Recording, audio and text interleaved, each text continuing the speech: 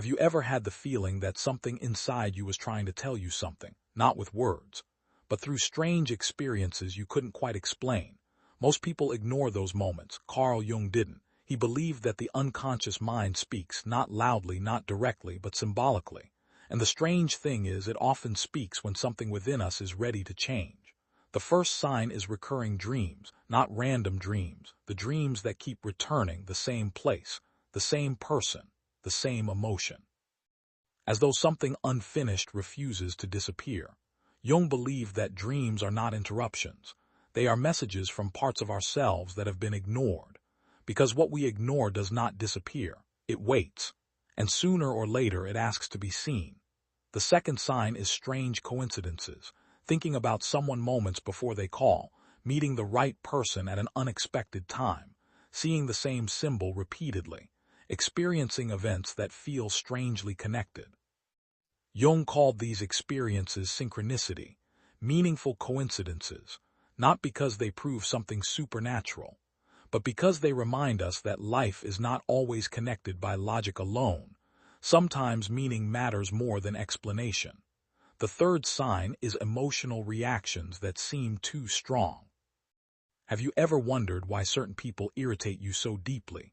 Why some criticism stays with you for days? Or why certain situations affect you far more than they affect everyone else? Jung believed that what disturbs us most in others often reveals something unresolved within ourselves. Not always, but often. Because the unconscious mind prefers reflection over explanation. It reveals. It rarely announces. The fourth sign is a growing sense of restlessness. Nothing terrible has happened. Yet something feels different. What once excited you no longer does. The old life feels strangely small. Many people mistake this feeling for failure. But sometimes confusion is not a sign that you are lost. Sometimes it is a sign that an old version of you no longer fits. Growth can feel uncomfortable not because something is wrong, but because something is changing. The fifth sign is repeated patterns, different faces, different places, but the same disappointments, the same arguments, the same relationships, the same mistakes. Life changes, yet the pattern remains. Until one day you begin asking yourself an uncomfortable question. What if life is not punishing me? What if life is trying to teach me something I keep refusing to learn, because the lessons we avoid often return wearing different masks?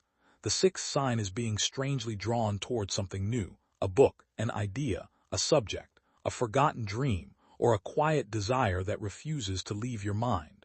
Most people dismiss these things. Jung did not. He believed that becoming who you truly are requires listening to parts of yourself that have been neglected for too long.